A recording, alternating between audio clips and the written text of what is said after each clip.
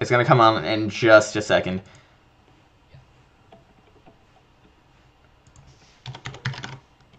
Yep. Okay. So I'll just start this off. So I'm Tabor. My full name is Griffin Tabor, but I just go by Tabor. You guys all should know me from the forums and stuff. This is something we're trying out. We're expecting some Q&A, some YouTube videos, some discussion. We're hoping to go a little more into like lesson-y kind of things, a lot more in-depth analysis of individual mechanisms later in the future. But this is kind of just an initial kind of brief overview of the kind of goal.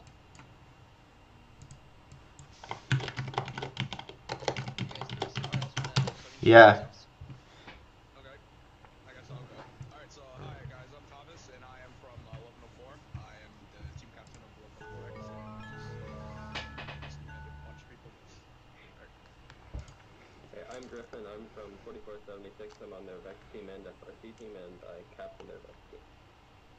Hi everyone, I'm Harrison. I was on 62 last year and this year I'm on 523. Yeah.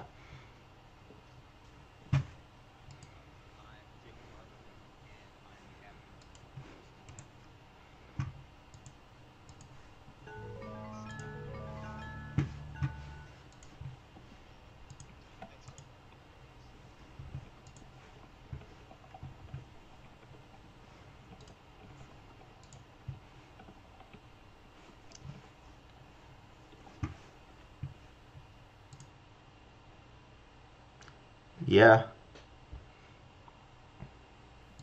Is the we're calling it the top plays, but it's like the main idea is that the season has gone on further, Worlds comes nearer, the level of gameplay has been increasing, and so we're gonna go over some clips and kind of discuss what it kind of makes us think of and kind of like the cool aspects that everyone really should be watching for in these kind of clips. Alright guys, I'm listening quickly turn up my volume because we're having a bit of volume issues, so you may want to just all turn up our volume if possible. Yep. Yeah. Yeah, let's try to reduce some background noise too. Reduce the typing. Alright. Yeah. And Tabor, you're too loud apparently. That hurts.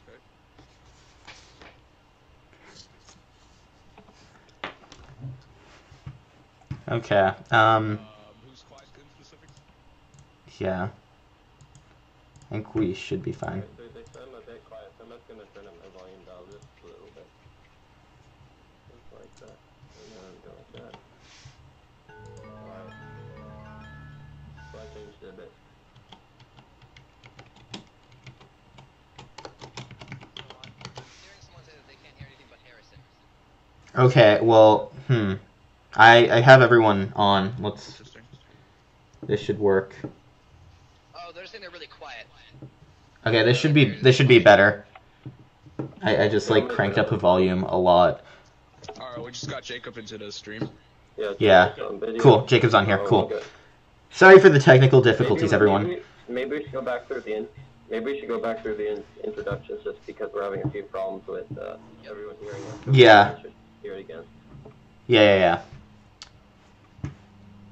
Having some issues, yeah. So yeah, I guess we'll start from the top. Griffin, if you want to go. Okay, so I'll just start introductions again. So I'm Tabor. I post a lot on the forums. I competed in VEX for like 8 years or something. I've kind of lost count. I mentor a lot of teams. I talk a lot on the forum, and so I'm kind of just leading the introductions. We're kind of hoping that we'll get this kind of popular, and in the future we'll include a little more in depth. This kind of just kind of be broad. We're going to kind of just touch on a bunch of different subjects, and hopefully get some live Q&A going as well. And so I guess who wants to go next? Alright, I guess I'll go next. So hey guys, I'm Thomas from 1104X. I am the team captain with the team and the driver. I'll just be representing the organization. Alright, I'm Griffin. I'm 2476. I'm on their VEX team and FRC team and I captain their VEX team. I'm Harrison. I was on 62 last year and I'm on 523 this year.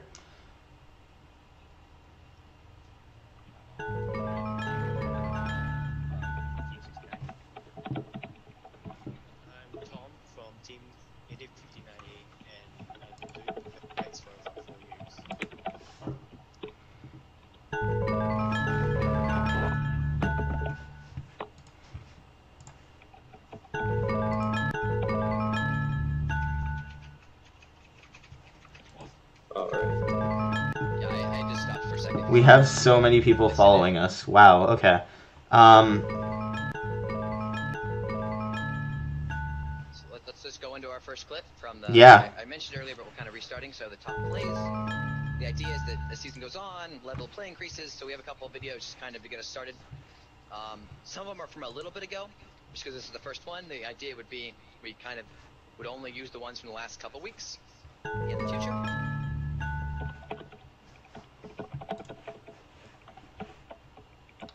So here's a video of Hawaii.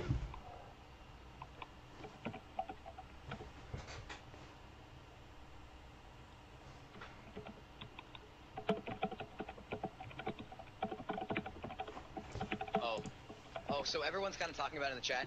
So Yeah. Gavinoff is one of our members, and he is currently not here, so we're using just a picture of him. In case Yeah. everyone's very confused why they don't see him moving. I've seen that come up in the chat a couple times. Yeah. Also, Harrison, please reduce the typing. I'm not typing.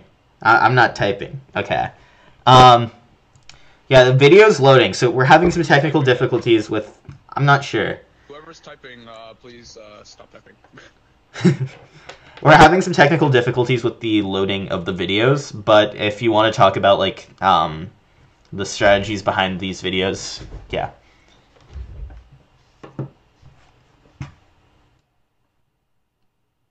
Also, Harrison's still too loud for everyone. I know, I Pretty fixed that. quiet still. I'm working on that right now. Chat, can you hear us?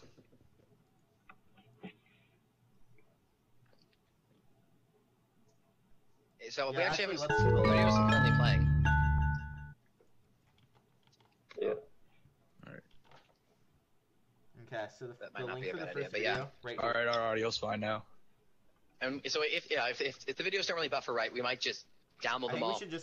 I think we should just go for sending links to chat for now, I guess. Yeah, for now that might make the best sense. Maybe, Yeah, yeah. we'll do that. We'll do that because they're having trouble hearing us. So we'll just let this video play through, and we'll just discuss it after. Yeah. Alright. Yeah, can you actually... I mean, you're not even starting... Can you start the video? Let's see how bad it is when you actually start it. It's pretty slow, it skips frames, it's not gonna be great. Yeah, it's pretty choppy. Yeah, let's just... Yeah, Harrison, okay. you start being choppy once you play that, so no. Yeah, so, Yeah, just link the video. Okay, here, you just... Yeah. Okay, yeah, you linked it, okay. So the main point of this kind of video is this match. You see, it all kind of plays out. But the main thing that we thought was really interesting is this video is actually from October. And there's a good 20 plus seconds of just screwing around because the field's completely clear. And that kind of just gets us into the idea of what we want. One of the things we want to talk about was how quickly fields are getting cleared, and how what that means is having something like a high fire rate with half accuracy really kills you when everyone has that same robot. Harrison, please disable the follow thing because it's loud apparently. Yeah. Alright.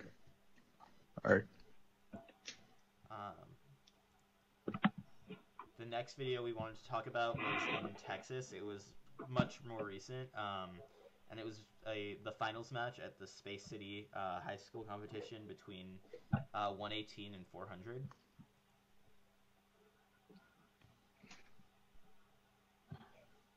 Actually, it's loading. Still pretty laggy though. Yeah, it's not going to be great, but... And so these are two of the more famous teams, especially these are the two most famous teams in Texas. Mm-hmm. And yeah, so in the future we're probably going to download all the videos if we want to include them. Yeah. Yeah. Yeah, it's pretty choppy, yeah.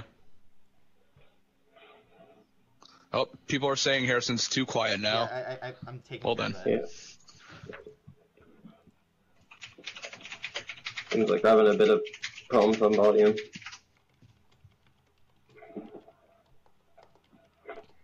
Okay,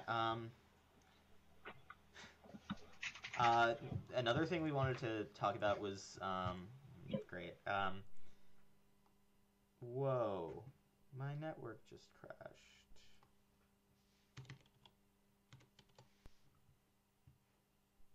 Well, that's great. The network just crashed, or our communication software just crashed. That's really not good.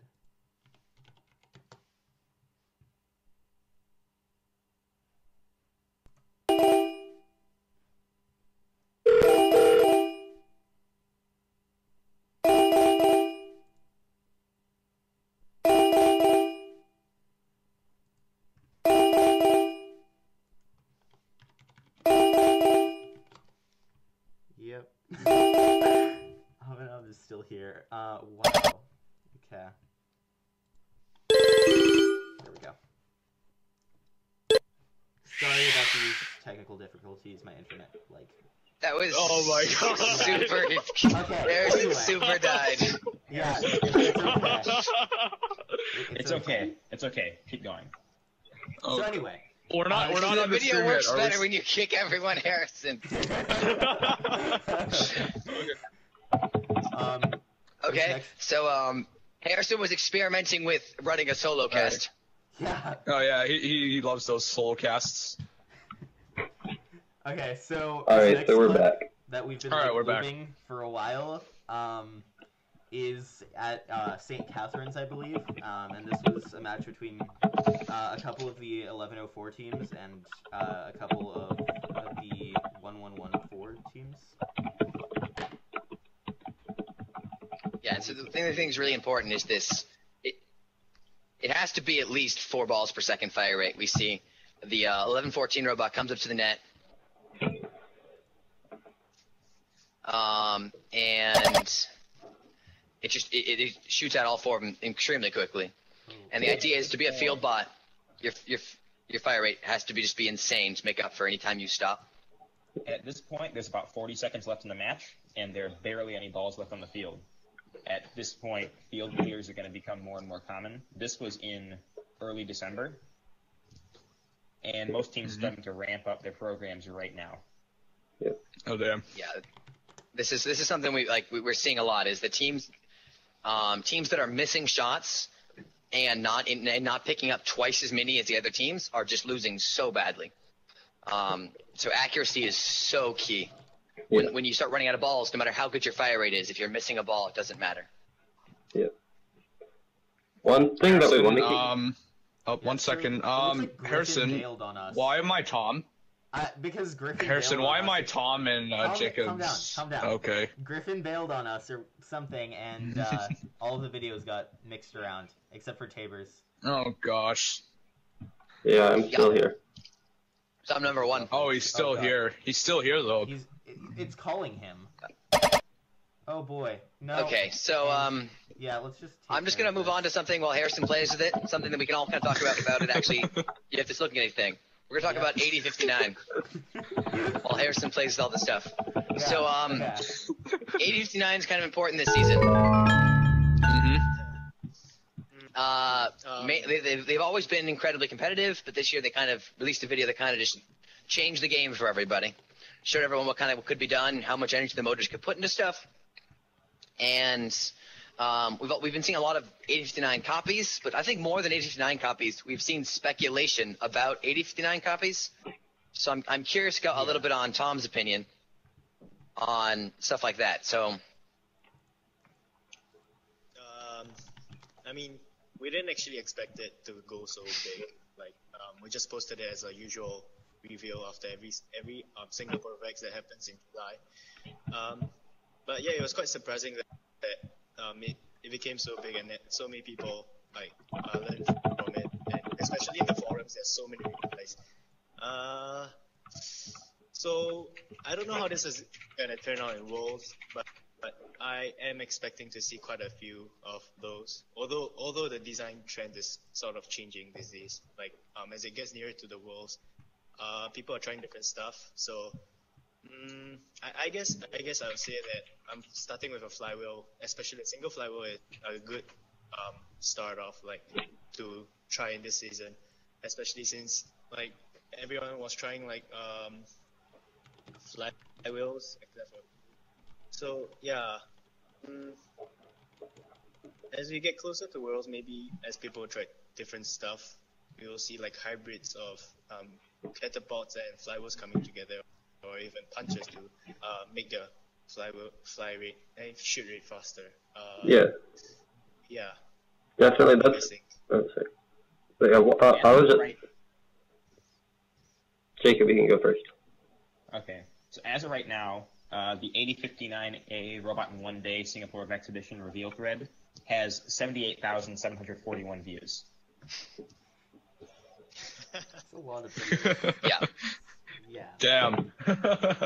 And Tom can totally correct me if I'm wrong, but like on that robot, you can totally tell that because it was like kind of the first single flywheel that was kind of any good, that a lot of the effort's put into the single flywheel, and then a lot of the other things are kind of just tacked on to get them and working for that first competition. It was a robot in 1 day. The intake, you could definitely see, needed more work. It was really skinny. It had to travel along like a. It took a while for the ball to actually reach from the ground up to the flywheel, and there's like so many improvements to be made. But people are kind of stopping at that point, and I'd have to ask, like, how long until after that you guys released that video did you have a new robot built that was already doing better than that one? Okay, so we do have skills soon, and we have been preparing for that skills since like our SingVex ended. So we do have like modified flywheels, and we have optimized like the intake, as you said, into during the release it was high speed motors, but then now we have changed it to turbo, so it loads the ball faster, so that it can shoot balls at a higher rate.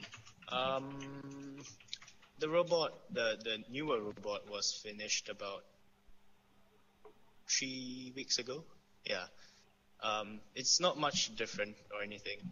It's just double wheel now. It's not a double flywheel though. It's like a single flywheel with just two five wheel together, cable together, so that like we try to add weight to the wheel so they will have a higher momentum.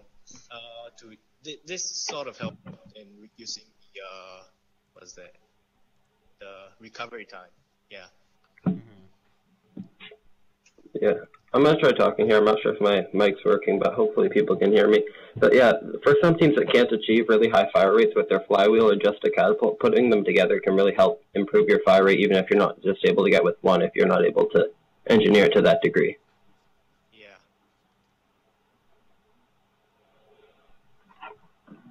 All right. Okay. So one of the next things. Yes, we can, so the next talk about subject. is a question that's like been brought up on the forums many times is it more worth it to go with 12 motors or should we use pneumatics instead? Let's discuss that a little bit. Yeah, so That's actually a it's pretty kind of interesting topic. Yep. it's the age-old question when Karthik kind of released the new ruling about changing up how they were going to do it, and it's really interesting. And the real cool thing is you see the shift when mechanisms were initially built and they needed all the 12 motors to get something to work. Like their single flywheel needed 6 motors, and now they're getting it away with 4, or other stuff like that. It hasn't quite happened as much, but you definitely see there's kind of a dynamic shifting towards people using pneumatics more and more. When I would have initially thought, we're going to go 12 motors. And just Yeah. I'm opening up a poll on it just so you guys can vote as well. Yeah, we want to hear from you guys, just because you guys are doing VEX as well. See what you guys are using, you know? Yeah, I think this year that pneumatics are quite valuable because we see an open field. So if you have like a transmission or something like that, you can really play a heavy defense and really lower the amount of points a team can score. And as well as that, we've also seen like full stack intakes with a pneumatic lift on the intake. So if you can use it for more than one purpose, then it's pretty useful because it can outnumber the amount of uses you could have for a motor. Yeah, as long as you have low pressure cost applications, you can use basically as many pistons as you want, whereas 2 motors at most can be used for 4 applications. Yeah. Something I find And interesting that's even stretching it, yeah. is like based on the poll results at the earlier like section of the season, a lot of teams were like very happy about the 12 motor rule, but based on these poll results, it seems like more people are actually going back to the original 10 plus pneumatics rule.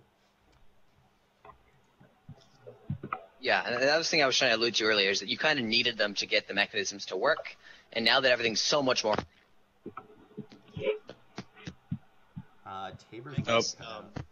Mike just cut out. Oops. Yeah. Okay, so... Am I back? Oh yeah, you're back now. Cool. Okay, yeah, so everything's more efficient, and that's just, it's making the dynamic of how many motors you need per mechanism so much, like, everything's just so much lower that we're seeing a lot more teams slowly starting the transition back to pneumatics because you can get a dozen purposes out of 2 pneumatic tanks. Yeah, because when you initially build robots, especially early in the season, 12 motors are definitely advantageous because nothing is optimized. Absolutely nothing is optimized. And at that point, you're going to be dealing with friction, and you're going to be dealing with game objects and strategies that you've never dealt with before. And having more motors, I guess, helps the iteration process.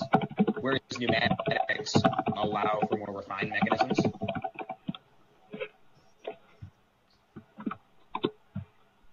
Yeah. And, Whoever's using a mechanical keyboard, please stop. maybe Sort of typing. Griffin, I Yeah, know that's I'll- you.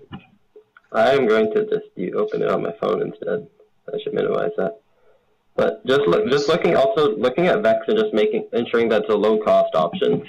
If you make pneumatics count for as well, if you make extra motors a thing, then teams that have a lower budget can also use 12 motors instead of spending a lot of money on pneumatics. So that can really even the playing field rather than having pneumatics not count for your motor limit. Yeah, at the very least, it's definitely a really cool change that I'm really happy VEX kind of went to.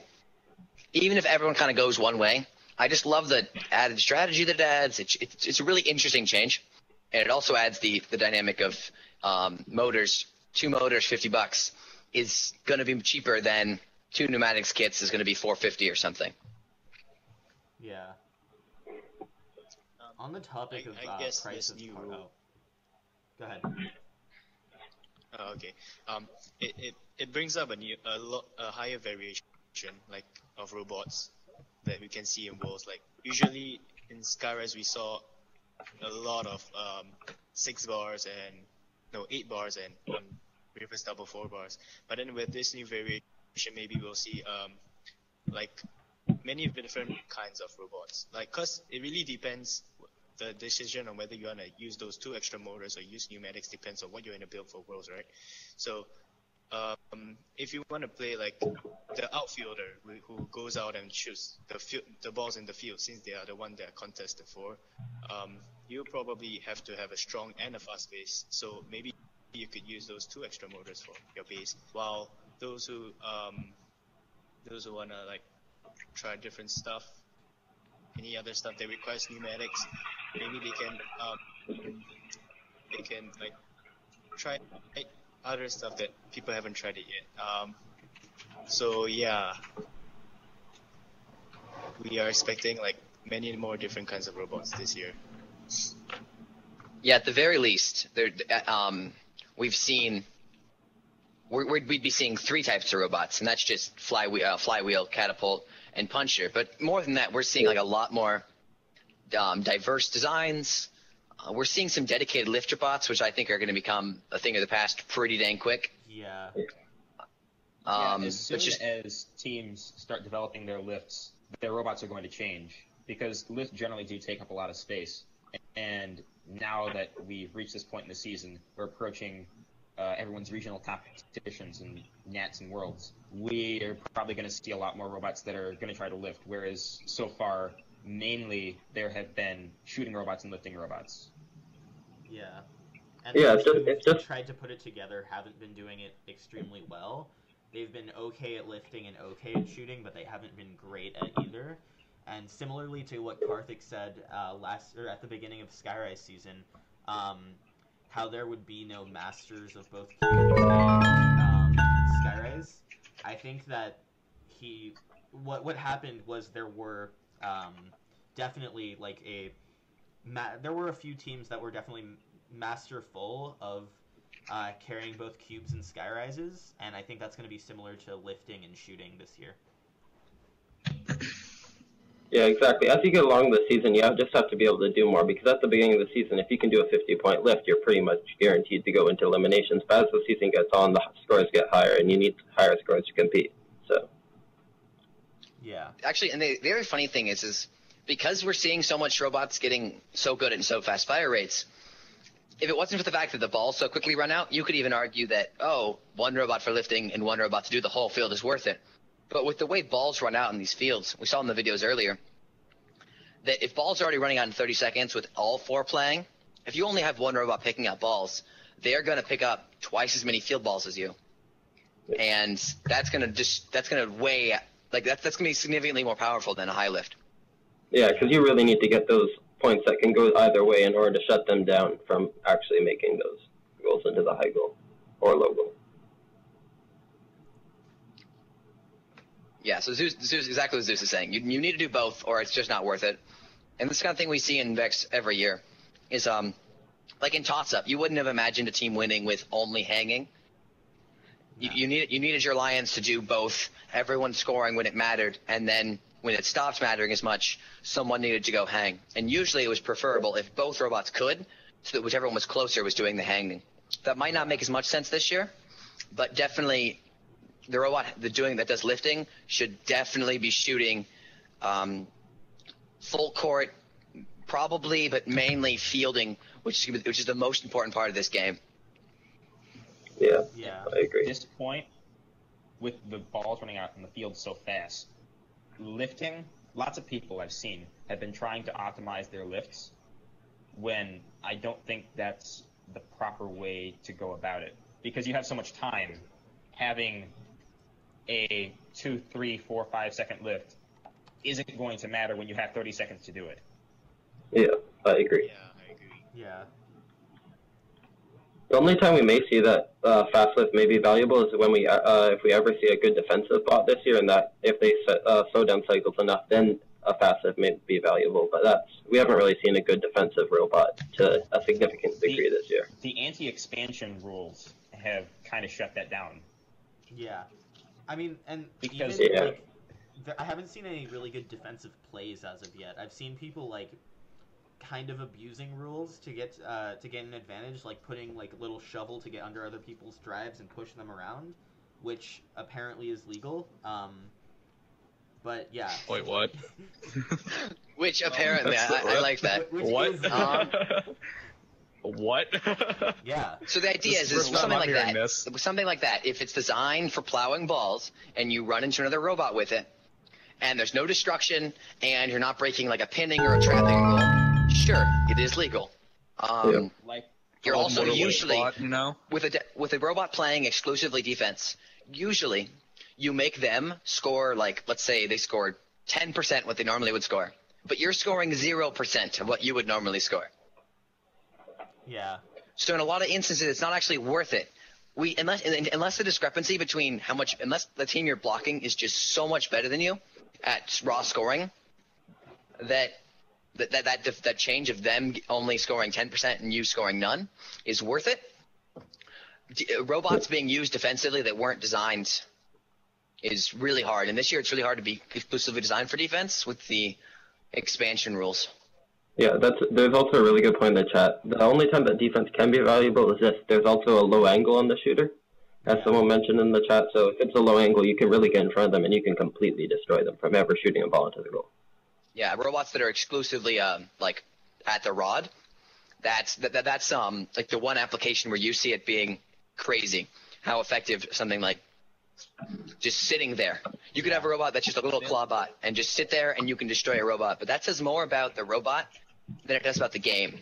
Robots that can only shoot from that 2-inch area are really weak on that front. You can block them very easily. And with that being said, I think that's why you should kind of tune your robot to have lots of shooting positions as opposed to just being able to shoot from the bar and that's it. Because if there's a robot in your way at the bar, you can then move back one robot, and it would work just as well. That brings about Yeah. 2R, because if you saw no two iterations that were strictly bar shooters, and in their finals 2 match, I believe, one of the other team's robots sat in front of the pipe and denied them the pipe, and they didn't score. I think they scored 5 balls in the whole match, and that really shut them down. And they learned from that. Showing up at the next competition, they had mid-court, 3/4 court, and full court, as well as pipe. Mm-hmm. Yeah, who's playing those chimes? Yeah, what you should end up seeing is if a team is... Yeah, so the chimes are from followers, should be from followers. Yeah. Okay. So the other thing you see is, so if someone's playing defense against you, at the very least, you should be able to take the 4 balls you have and go back into your corner and do them as full court shots. If you want to be a robot playing at the highest level, you kind of need everything to be, you need to be able to shoot from everywhere, including the full court, because that should always be your backup plan for any set of balls. Yeah, I agree. I've played with some teams that are always like bring the balls over to the corner. It's like if you're going to bring them over, it takes some degree of accuracy, so you might as well just put them in the goal at that point, because you're just wasting time otherwise by bringing them all the way back and not actually getting any gain from it besides being able to possibly shoot them later. I've seen a lot of teams start hoarding balls in their climbing zone and their loading zone and having one robot sitting there so they're not allowed to enter. And that hasn't worked very well for them because the other team just ends up scoring whatever balls are left. And they end up losing because they haven't scored more than 4 balls for autonomous. Someone's asking in the chat, what do we think of Stanley's new robot? That's the 8-motor transmission to 8-motor transmission, like where it goes to puncher, flywheel, and drive, right? Yeah. I'm thinking, yeah. Yeah. It looks pretty overpowered, and I like the fact that he has them on a transmission, because in reality he's not going to be using both of the mechanisms at the same time, so it's a good way to save motors and use pneumatics instead. Oh, they're talking about the one before he went to a transmission. Oh, so it's older robot. Okay. No, wait, what? Yeah, before he went into a transmission, he had like an Okay, LP so and then 4233. The 4233. Okay. Yeah, okay, yeah. Yeah. So the one he had for ages. Yep. Yeah. That one, I thought that the puncher got jammed a lot. It was because 2Z had almost the same robot. There were a few differences in the build, but 2Z's was more consistent, although they were slower. And I've seen all of their qualification videos from that tournament, the ones that Mariner posted, and 2Z was overall much more consistent than 2R, just because they slowed it down and they made sure the balls settled properly.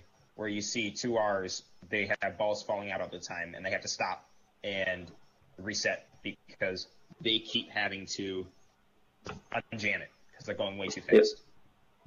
And yeah, so it really scares me having the 2 dedicated mechanisms, where your full court can't be you can't get balls from your intake into your full court mechanism. Because the thing we were talking about earlier, if you're playing defense, you really want the ability to take the balls you have, worst case scenario, and do them as full court shots. And with the kind of robot that Stanley kind of had, of the full court being from the puncher that's not fed by the intake, and then the intake does the short range shots. It sounds really cool in theory. It seems like putting the motors on the flywheel and going for being able to shoot from anywhere would be more beneficial. And I also saw that when they had balls stuck in their intake from when they were fielding, when they were using their punchers, they could only load 1 ball at a time. Where they had a magazine, they could fit 4 balls in at a time. They could have 1, 2, or 3 balls in their intake, and they would only be able to load that many at a time, and that slowed them down quite a bit. And that caused them not to lose matches, but for the matches to be much closer than they would have been otherwise. And I know the other questions that kind of came up. Yeah, someone has a question. What are our opinions on the dodgeball strategy? Yeah. An example, running out and hurting as many balls as possible into your protected zone, and then scoring them later when only you can access them. Yeah, I kind of talked about this earlier, so I was saying to just, based on the efficiency it takes to actually get them back to your score, you might as well just be putting them back in the net unless you're unable to score. Because otherwise you're just wasting your time and you're just adding time to your cycle. So if you're going all the way back to your square, you might as well just go the other way and go and put them in the net.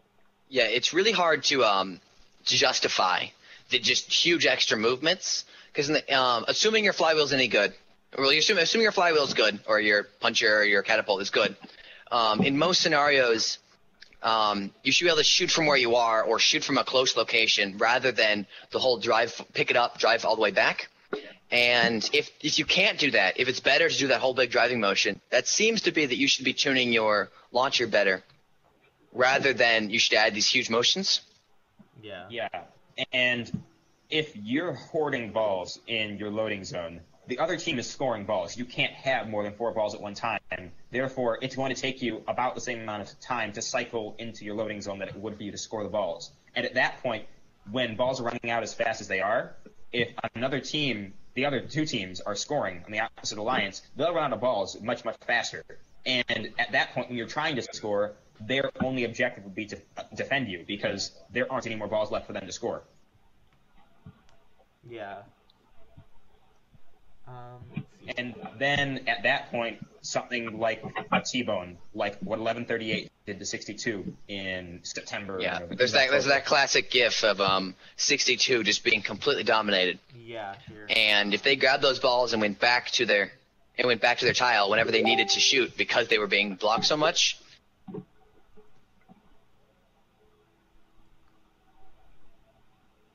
It would have benefited them quite a bit.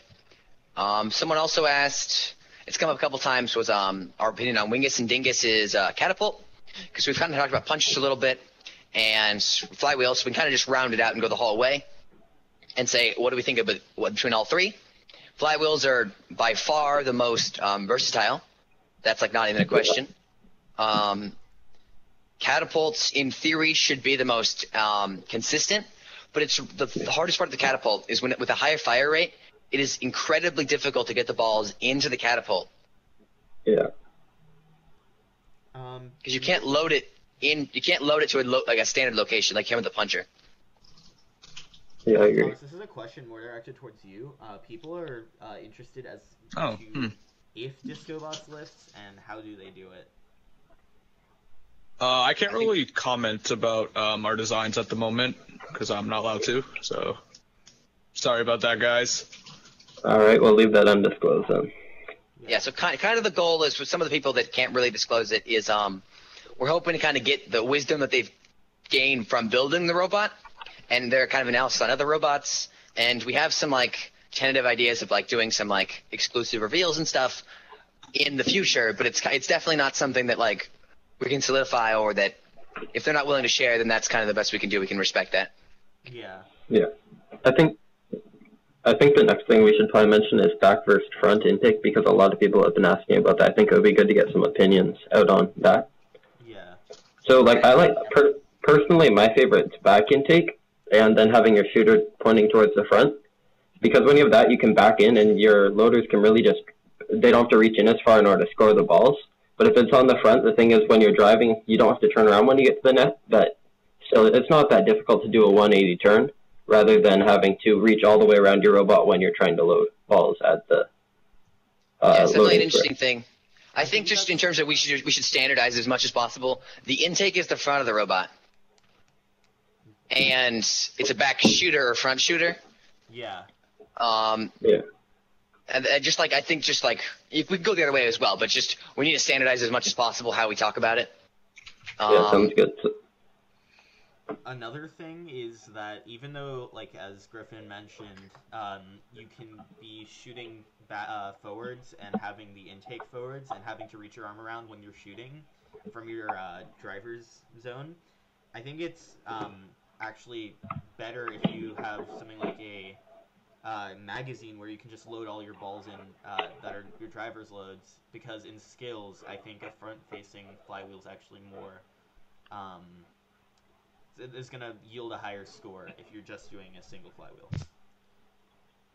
There's the one concern about that is the force that you're putting the ball into the magazine at. Because if you have something that you're putting into a robotic component, it's moving the ball at the speed that it's programmed to put it at and at the gear ratio. But if you're putting it by hand, you could put a bit of an alteration on it, which could affect the output speed if you're doing something like a flywheel.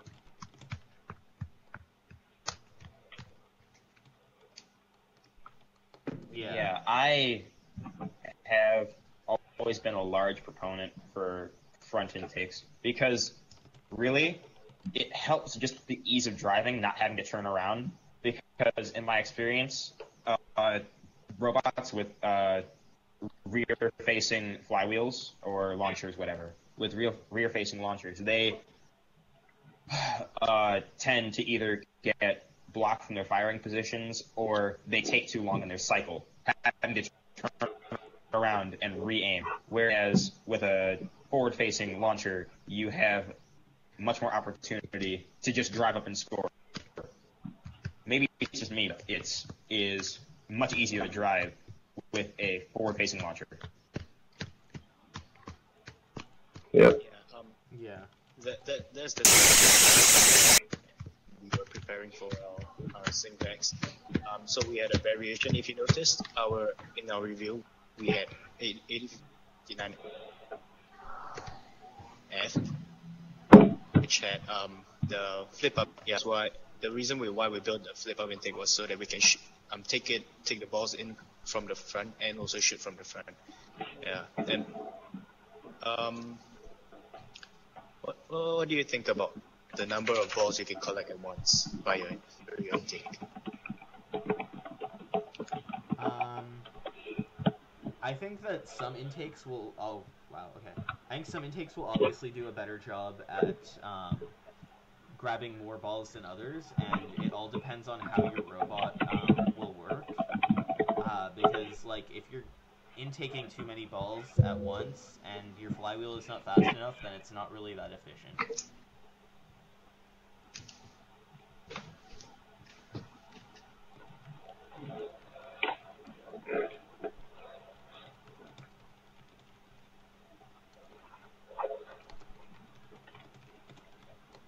All right.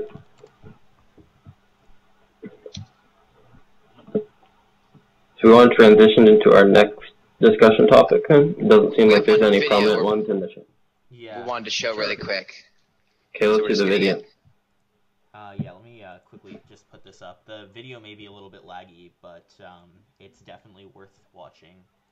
If you give me just a second. Maybe just link it in the chat. Yeah, I'll link it as well, but Jacob was kind enough to let us play this video of his robot shooting balls into a goal.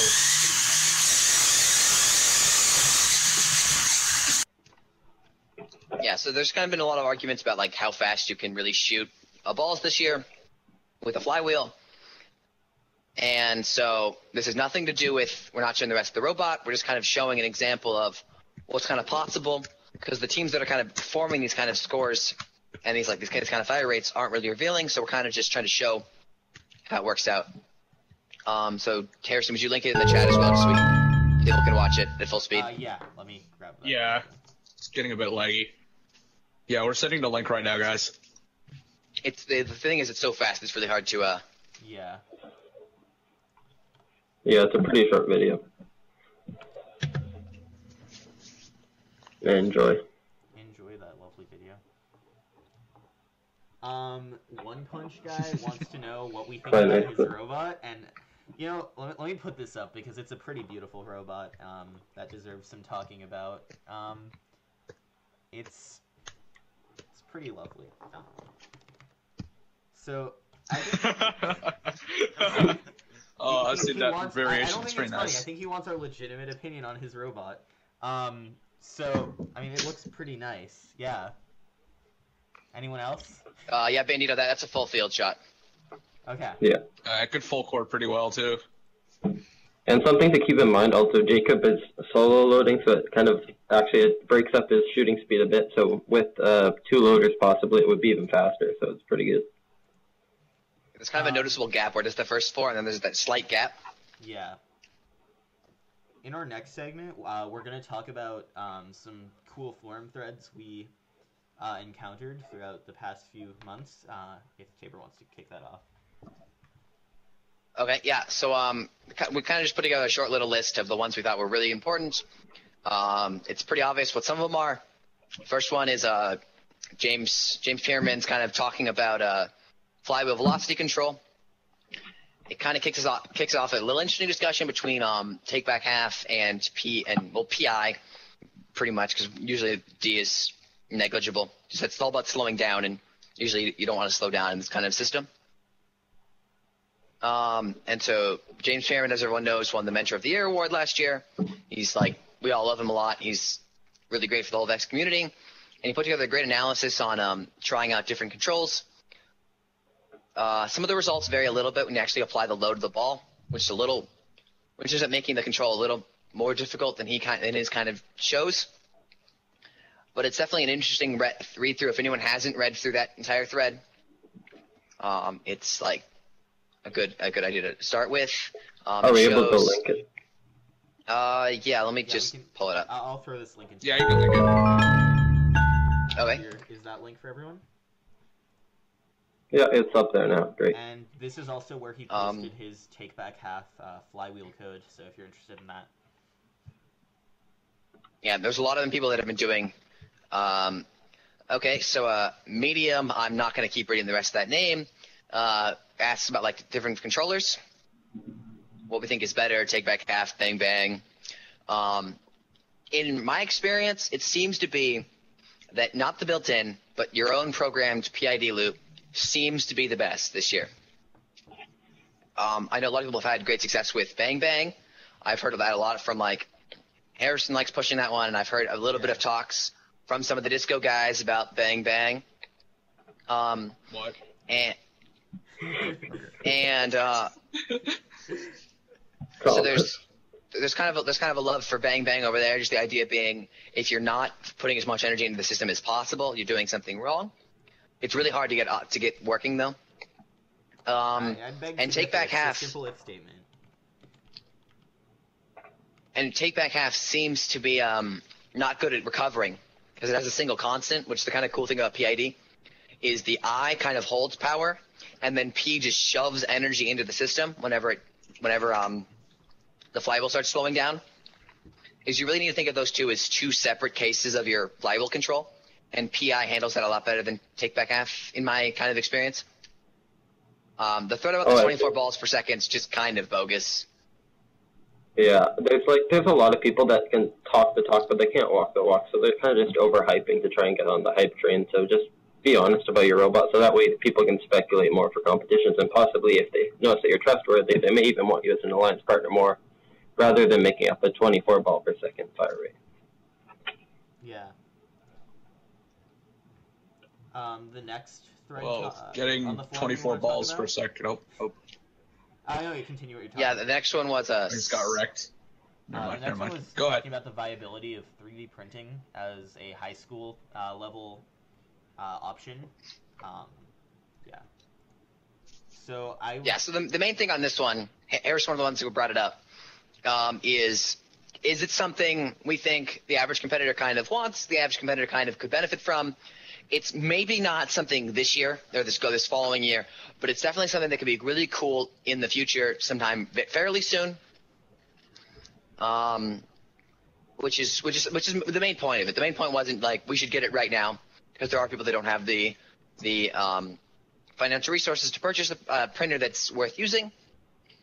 But it's an interesting discussion. I'm hoping the game design committee has next year, and then we'll continue until that they decide to implement it. Actually, I've never asked this, Tom. I'm really curious.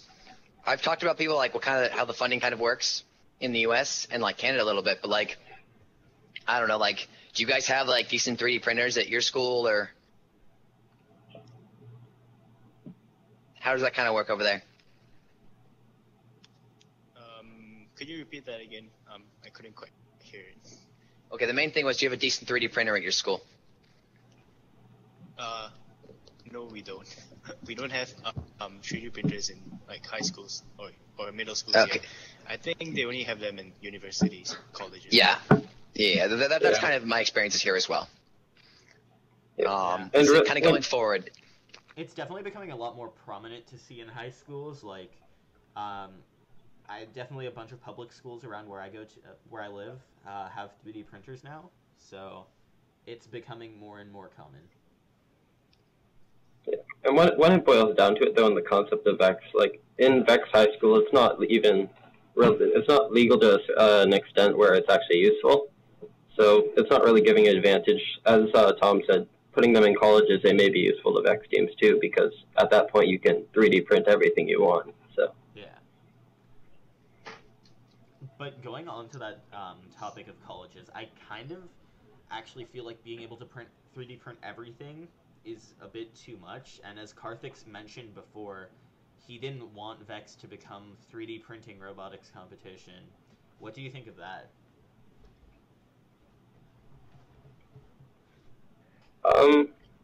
I like the idea of 3D printing just in the sense that it gives you the option to build a lot of different designs, but I also like the idea when you're constrained to certain materials because it allows you to innovate more and kind of make more unique designs that people wouldn't see coming rather than just 3D printing exactly what you want.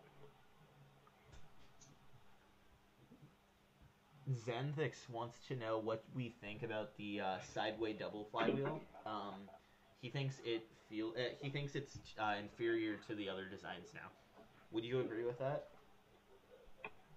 Well, there have been a few that have kept up with the single flywheels, punchers, and catapults, and those have been 974X and a team from China whose number starts with the 7.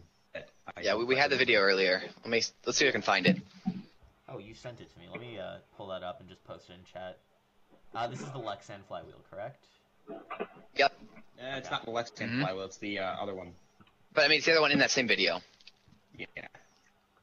There are a couple pretty interesting Chinese flywheels, double flywheels, that were pretty impressive. One actually being entirely made of like polycarb, which is really interesting because we almost never see structures that are designed to to something important. Maybe important is not the right word, but we never see something like that, like a main structure entirely built out of polycarb. And so I was really excited to see that one robot. Have you linked it yet? I'm just making sure this is the correct. I think it's coming. I don't think it's.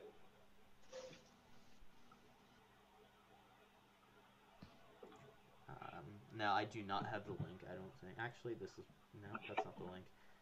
Yeah, no, I may not have the link. If one of you guys wants to post it. But how about we just go forwards, and if someone finds it, we can post it there for them. We'll bring it. We'll come back to the topic. Yep. We'll put all the links in the description of the YouTube video when we post that YouTube video. Yep. And we'll probably write a recap on the forums too, so we'll just include that there, so everyone will have access to it at that point. Yeah. Okay, wait, I have it right here. Let's see. So I see someone in chat saying Chinese people use special motors and batteries. I know who said it, and I know he's pretty much kidding, but I feel like someone has to so they have the whole your parts have to be sold by that one supplier. But I mean, we're not quite sure. This last year, I don't think a single Chinese team was caught for illegally modified parts at Worlds. There was speculation. There's tons of it. There's always speculation. Yeah. Yeah.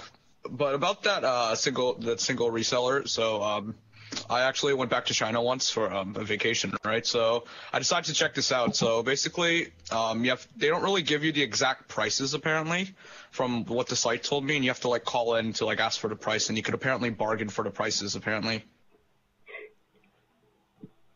Yeah, it's pretty interesting. Braden wants to know what we think about launching mechanisms for having multiple launching mechanisms on a single robot.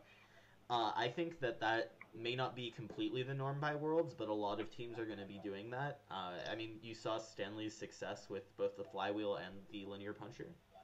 Yeah.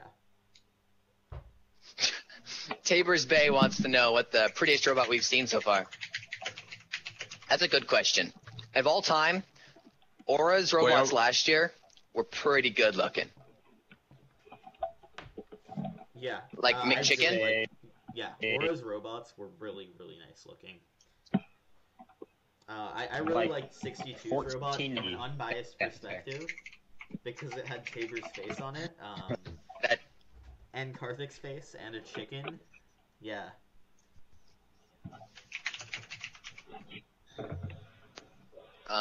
No, so apart from the jokes about like 62's robot, it was like one of the best built robots I've ever seen. And like we're really hoping we see 62 kind of come out and shine again like they did last year. Let me see. What was the next thing we wanted to move on to? Talk about, so we're still on the forum segment. I think we kind of like got carried away a little bit. But yeah. Okay. What was the next one? Cameron's robot in 3 days, because that was another one. Yep. Of the robots that really like caused a lot of, I guess, early season design convergence.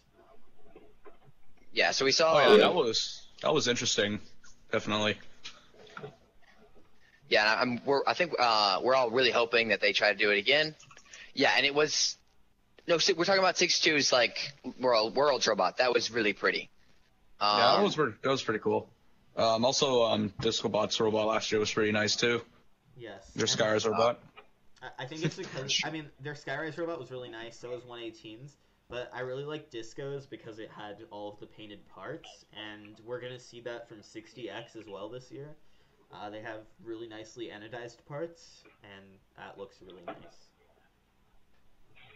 Yeah. So we got some people saying show some of the worst forum threads. I think that's a bad idea. Pretty disrespectful to those people because yeah, kind of is. Yeah. Of course, you have the parody accounts like Larry, Android or whatever, Android for life or whatever. But those, I don't think it's really respectful to show the bad forum threads. Yeah, and we just have legitimate questions. Yep. Yeah, everyone has those days, so yeah. No one should ever look at like my first few posts. Everyone can look at Taylor's first few posts.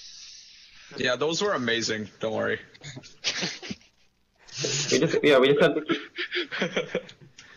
we just have to keep in mind that VEX is about learning, and a lot of the people that come on the forums don't actually know much. And if you see something that may look silly, maybe it's not silly to them, so just help them out, and it'll really just help improve the quality of the VEX community in the long term. Because remember, you started out like them too.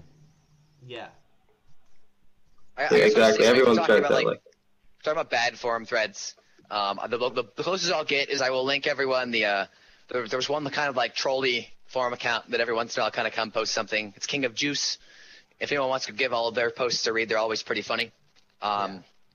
Things like how to impossibly remove weight by like getting the electrons to shift along a battery, or adding magnets to the robot to help you lift up towards the ceiling. We all know if you delete your code, it makes your robot lighter, you know? That's also true. Yeah. Remove comments if you want to make your robot work faster, you know? Okay, so someone is very interested to know who Team BNS is. Team BNS is a VEX U team. I think Tabor can shed some more light on that. Yeah, so they're a VEX U team that is kind of made up of lots of universities. Last year, I think we counted it was 9. I was one of the members of it. It's kind of hard to so we all kind of put a ton of time into it, kind of working out the logistics. And we got like 3rd or 4th. We were all pretty disappointed, and then kind of rallied together in the middle of the World Championship to get it even working at all. And so it's probably something definitely to be proud of. But it's kind of made a bunch of like former like really strong competitors, so it didn't work out as well as we kind of hoped. And now they kind of still compete. It's kind of there's multiple teams that kind of represent BNS. There's BNS. There's Burn, which is currently the top in robot skills.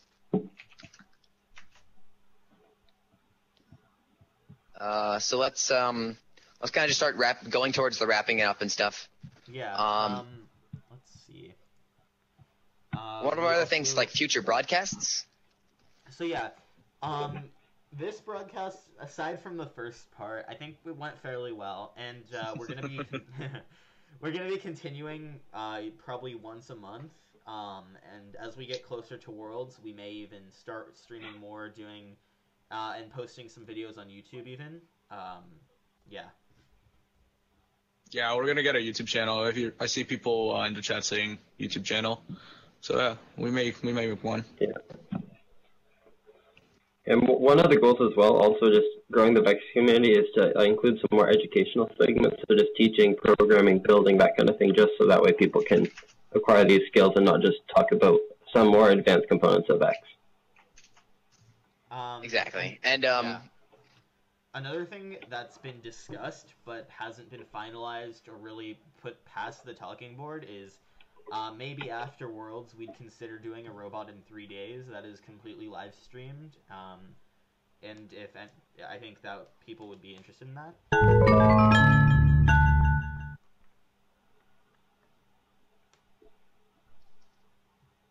Yeah, so leave your thoughts on anything that we're saying here, so that way we can decide if we want to add it to our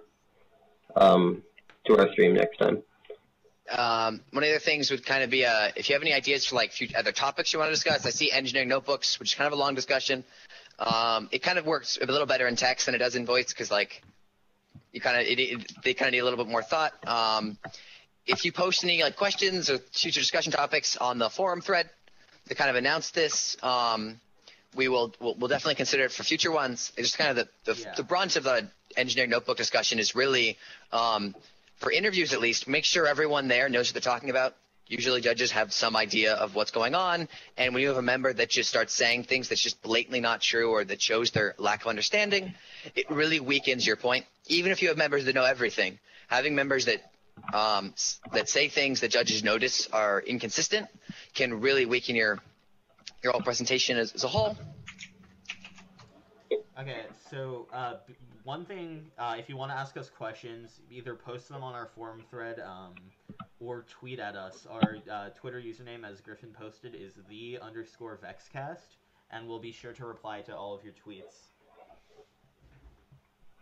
And also, Harrison, maybe do you want to start a Word file just to make sure that we're getting down all the ideas for the future?